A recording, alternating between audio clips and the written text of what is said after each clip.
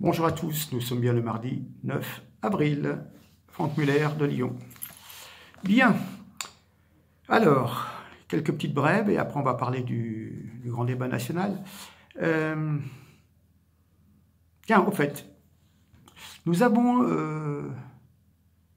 vu notre ministre Castaner rencontrer Salvini et reconnaître que certaines organisations, certaines ONG étaient de mèche avec des passeurs pour récupérer des migrants et les acheminer à bon port en Europe.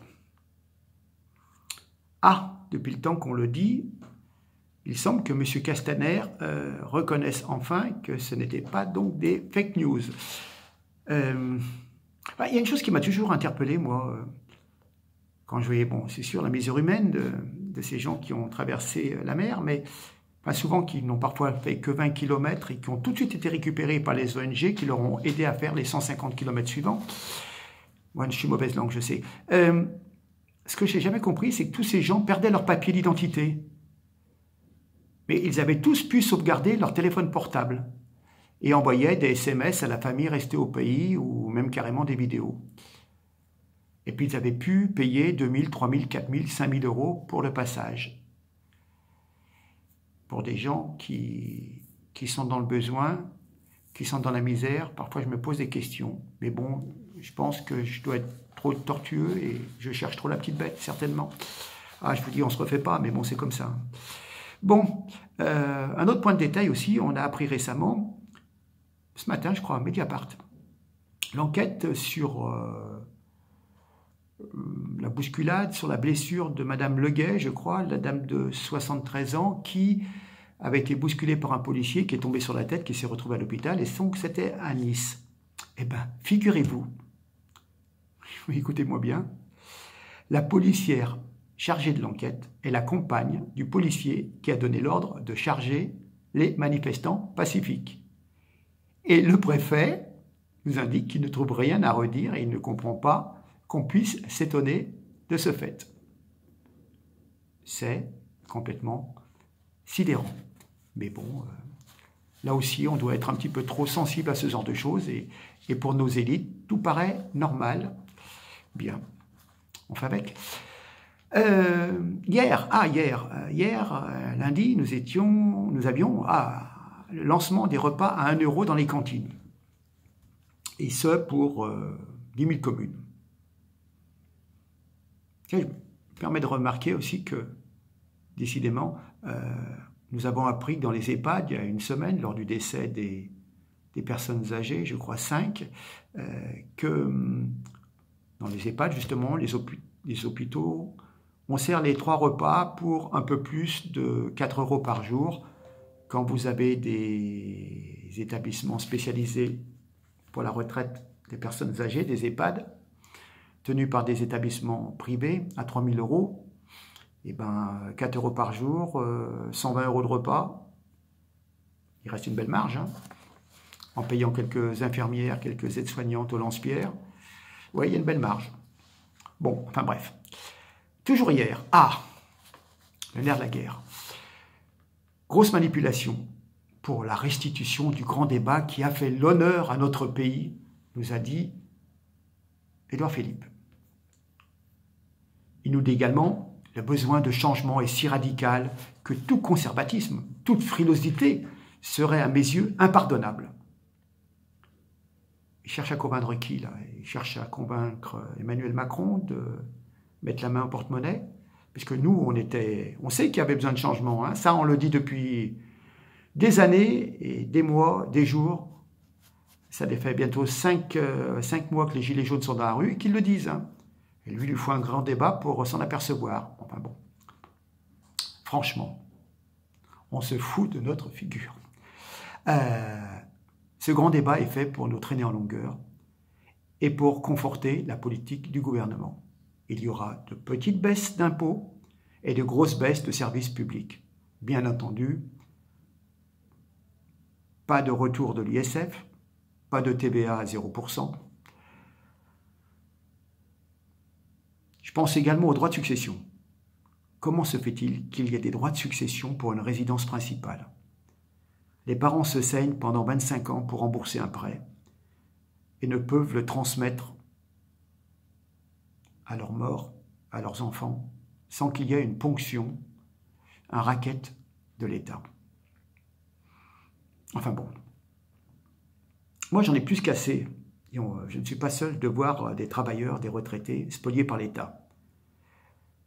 Actuellement, on voit que l'on arrive à brader le bien public. Hier, c'était les autoroutes, il y a quelques années. Récemment, les aéroports, et encore c'est toujours à l'ordre du jour avec celui de Paris. Et bientôt les barrages, parce que Bruxelles nous demande de privatiser les barrages, que nous avons payés avec nos petits sous et surtout nos parents.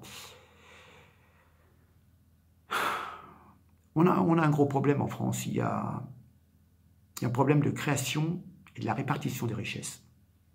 Les travailleurs modestes, et même les classes moyennes, doivent de plus en plus mettre la main au portefeuille, mais les riches, eux, payent de moins en moins. C'est bien là où est le problème. Cette sortie du grand débat est, on va prendre l'expression favorite de notre président, croquignolesque. La montagne accouche d'une souris, et pendant ce temps-là, on nous prépare un recul de l'âge de la retraite. Car si on veut continuer à toucher un taux plein, sans malus, il faudra travailler plus longtemps. Mais encore faut-il que l'on puisse travailler plus longtemps. Après 50 ans, on ne trouve plus de travail. Donc on va faire traîner en longueur des gens sans leur donner la retraite.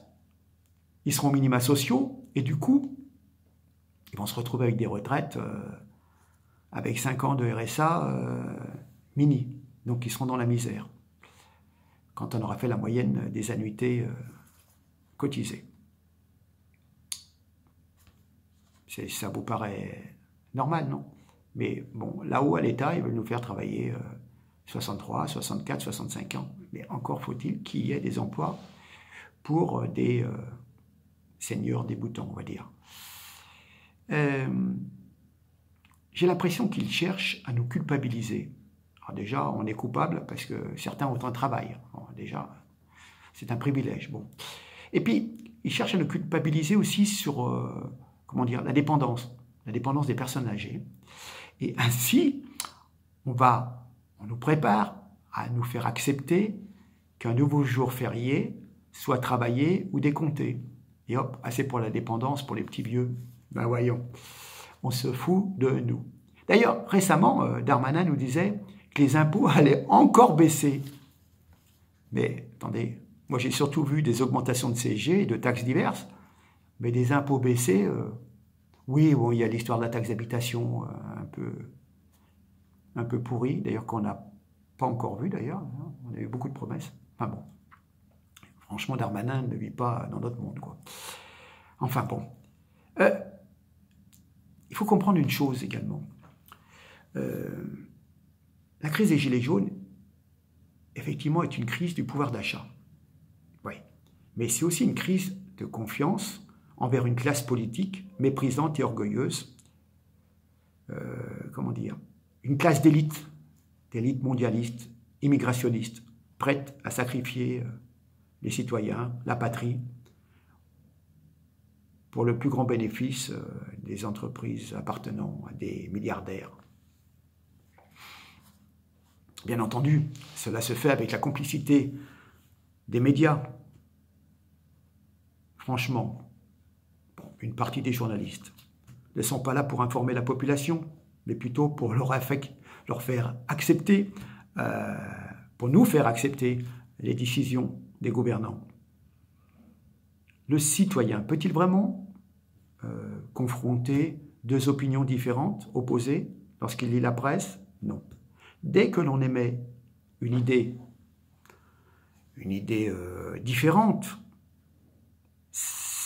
par rapport à l'immigration, à l'économie, à la communauté européenne, eh ben ça y est, c'est la chasse aux sorcières. On fait tout pour discréditer, c'est des fake news, on raconte n'importe quoi, il n'y a qu'une ligne unique, c'est celle dictée par Macron. Franchement, c'est le loup qui crie au loup. tout est fait pour discréditer, c'est ce que je disais, les opposants au système mondialiste. Et dès que l'on sort des chiffres, c'est la lalie. Et les médias essayent de démonter les arguments qui, éventuellement, seraient contraires à la vérité officielle. Enfin bon, je vais revenir à un épisode de samedi dernier d'ailleurs. Gazage dans une fête foraine. Franchement. Il n'y avait pas de manifestation, ils ont trouvé le moyen de gazer des gens. Alors donc, j'ai parodié ça sur ma page Facebook. Hein. Bon, je suis un peu taquin. Macron souhaite un bon rétablissement aux enfants gazés. Il leur souhaite aussi une forme de sagesse, car faire un tour de manège un samedi de manifestation revient à se rendre complice du pire. Je fais donc allusion à la phrase qu'il avait énoncée pour l'histoire de Madame Le Gay qui avait osé manifester à son âge. Bon, comment dire, nous sommes mal barrés. Pauvre France, la présidence Macron restera comme une épreuve imposée au peuple. Une dévastation supplémentaire. On avait déjà eu Hollande, c'était pas brillant. Et maintenant, on a Macron. J'ai l'impression que c'est, vous savez, c'est comme dans l'Antiquité, les plaies d'Égypte, les ténèbres, le néant de la démocratie. Une plaie s'est abattue sur la France. Oui, une plaie. Désindustrialisation de la France, pente à la découpe de nos joyaux, perte des acquis sociaux, diminution, même disparition des services publics de proximité, invasion migratoire.